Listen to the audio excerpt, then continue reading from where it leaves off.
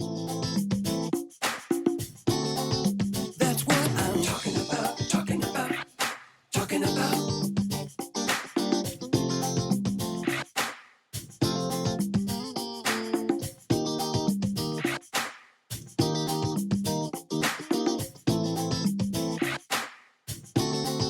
That's what I'm talking about, talking about, talking about.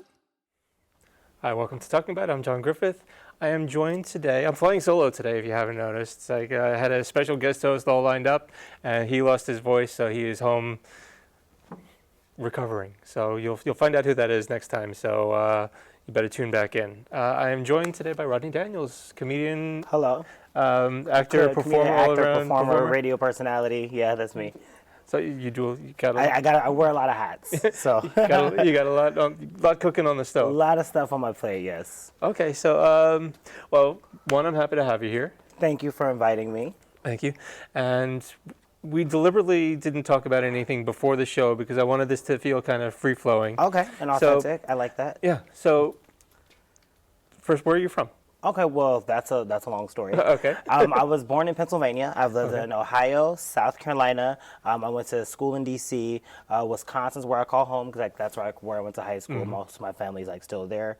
I lived in L.A. for 8 years, Okay. and then I moved to New York City about 2 years ago. Okay, when you Yeah. were about 16. Yeah, I was about 16. Okay, so just the travel for different things, family things, schooling. No, yeah, my and dad's a pastor, so we just kind of moved around a lot when I was a kid. But then Wisconsin, I lived there most of my life, middle school, high school, and then I went away to school and I went back to Wisconsin. And then I was like, why do I want to live in Wisconsin? I'm gonna go to LA. So then I went to LA and tried to become a big movie star. Didn't happen, but now I'm in New York. Were you working regularly or? Yeah, I had a regular job. I was a waiter, like everybody, Like everybody, most actors. like most actors, exactly. It's like, what's the old joke? Oh yes, I'm an actor. Oh, what restaurant? Exactly. But now you're in New York. But yeah, now I'm in New York, and New York has been good for me. I've been booked on several shows. I started doing comedy, I want to say a year and a half ago. Okay. And, Well, what inspired you to start with comedy? I just was always really interested in it. So I took some time and started looking at other comedians that I liked, and then I just started writing my own material. And then I had a friend that was on a show, and he was like, "I'm pretty sure I could talk to the promoter and maybe get you on the show." Talked to the promoter, got on the show, did the show, and then another promoter saw me and was like, "Hey, you're great. I want to put you on another show." And then it just snowballed. After that, it's been booked on show after show after show. Now I'm hosting shows. That's great. I mean, the New York comedy scene seems very tight knit. It is. Very tight knit It is community. very tight knit. Everybody knows everybody. It's gotten to the point where I'll go to a show now and I'll look at the lineup and be like, "Oh yeah, I know this guy. I know this guy. I know this guy. I know her." So. And so yeah, because I have another friend who came to New York a couple of years ago, fresh out of school, and then all of a sudden I see, I have a lot of comedians in my Facebook friends, quote unquote friends, and all of a sudden he's connected to all of them, and You're like, "Oh wait, we have 105 mutual friends." Exactly. So, what do you draw on for your comedy? Right now, the politics is a big thing that's going on, and I've been depending on the room, saying stuff about Trump, and then the other times it's not, It really just depends. You have to really fill it out. Well, yeah. Well, how do you go about feeling the room? You start out with some milder stuff, and then you just kind of yeah, exactly. Usually I just start out about living in New York City, the stuff that could be funny, and then depending on whether or not they get my sexual jokes, because I'm black and I'm gay, so I have right, exactly. Whoa. I didn't know you were black. Exactly. Wait a minute, he's black and he's gay. Have you tried not being black? Yeah, right.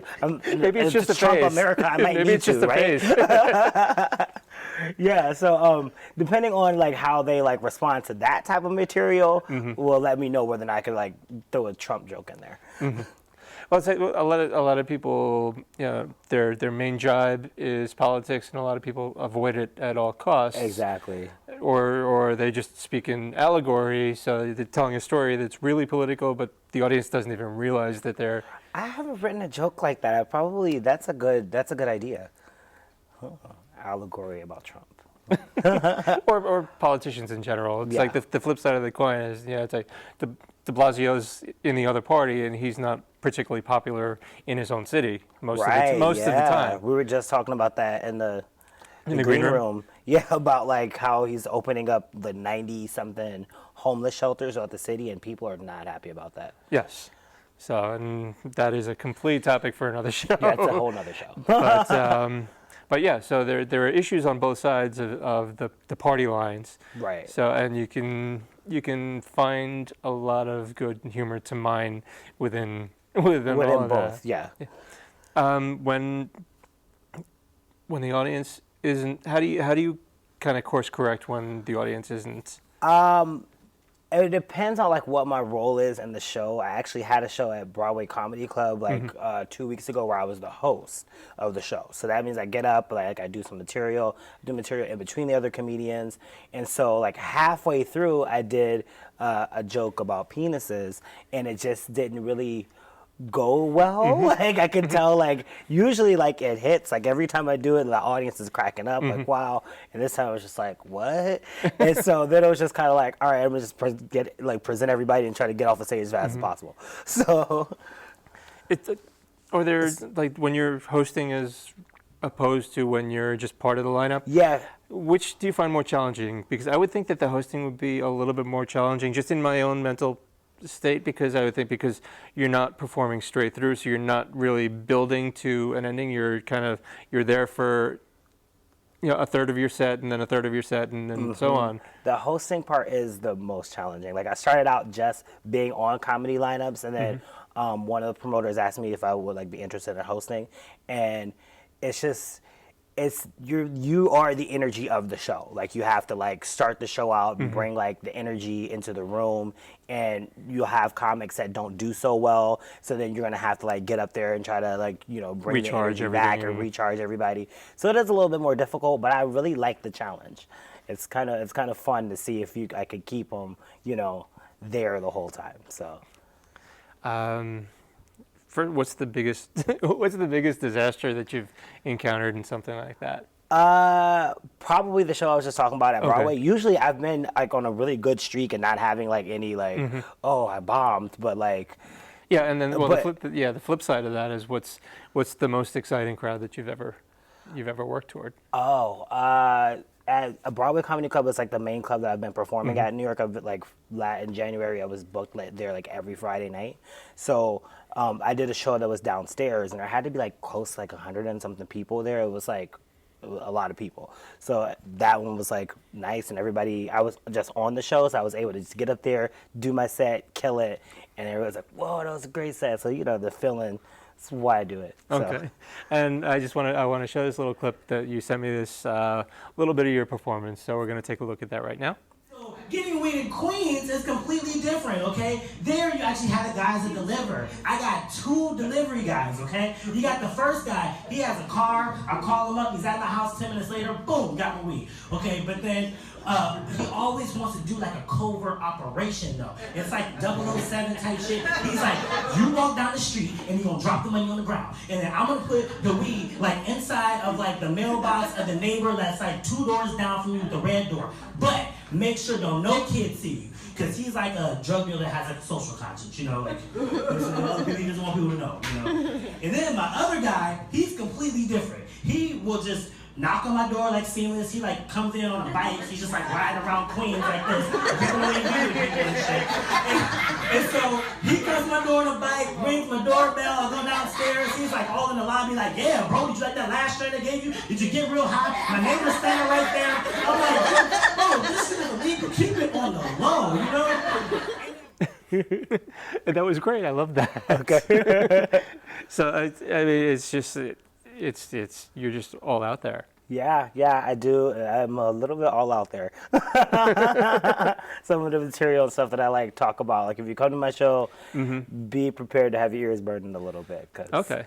Because yeah, I mean, I've kind of put my toe in a little bit, just here and there. It's like I don't have the drive that it takes to really go all out and do it, but just to conquer my own fears, I've gotten up there and I've done it a few times. Okay. And yeah, it's challenging and rewarding. It is, because if it works out, if like the jokes that you have like they actually come out the right way, then you walk off a stage feeling like like this performance high. It's like amazing. But like if you get up there and then it doesn't work, you're just like I want to drink myself into oblivion. Yeah, well, I did it because I was afraid of it. So I Right. faced it and got over it, and it's like every couple of years I say, oh well, okay, I should try and come up with another 5 minutes and get out there again for a little while. So I guess it's it's like binge eating. Yeah, It's like every once in a while I go on a comedy binge. I'm always on a comedy binge. It's your it's your my chosen career. life. Yeah. and that's where it goes. Do you tour at all? Not as of yet. I'm actually kind of working on some stuff like out of state. I was at Caesar's Palace in Atlantic City like a couple of months ago, but stay tuned because there's some stuff in the works for this year for sure. So, do you have a website where people follow you? Yeah, you can. All my handles are Rodney Daniels on Facebook, Rodney Daniels on Instagram, and IamRodneyDaniels.com. It's gonna be relaunching next month with like. Okay, so material. probably right around the time that this airs, it'll be up and running or just about to be up and running. Yeah. and that's cool. 5 years from now, where do you want to be? Oh, 5 years from now, my ultimate goal is to be the first Black gay man in late night. Like that's my ultimate goal, to be like a talk show host. I already have like the treatment for my show in my head, so that's what I want to be. I'm like Ellen DeGeneres meets Wendy Williams meets Arsenio Hall. Like that's me. That's very cool, and I'm sure you'll get there because you seem like you have the drive, you have the talent, and you just need the right people to get behind you. And Exactly. definitely take a look and follow them. We'll have links on our website. If you're watching this online, just give us a like below and just leave a few nice comments for us, and we appreciate that. We're also at www.talkingabout.info. I wanted to also mention, because I have a radio show called Big Talk and Brewskis, where I co-host with like a couple other people, Marissa Smith and Jason Cross, and it comes on every Friday. We interview comedians, people in Broadway stars, like just people in New York. That's so, cool. Where does that run? It's every Friday on FlowEmpireRadio.com, 6 to 8 p.m. Okay, and well, how did you land there? Well, that I ended up being a guest over the summer a couple of different times, and then it just got to the point where I was like, look, if you need another co-host, like I could be off every Friday and I would love to do it. And she was like, that would be amazing because you're so funny. So now I've been doing it since like November, and it's been pretty awesome. Like every time I go to a show, I'm like booking like other people to come on to the show, so it's been pretty good. So it's not just hosting, it's producing. Yes, as well, yeah. So I know what that's like. It's fun, it's rewarding, and it's a big headache. But it's a big headache. But when it works, you see the end product, it pays off. Exactly. So thank you again for spending some time with me. Thank you so much, John, for having me again. And your website again is? As IamRodneyDaniels.com. Or at? Or any link at Rodney Daniels. Okay, well, thank you again. I'm John Griffith. I'll see you next time. www.talkingabout.info. And thank you very much. Thank you.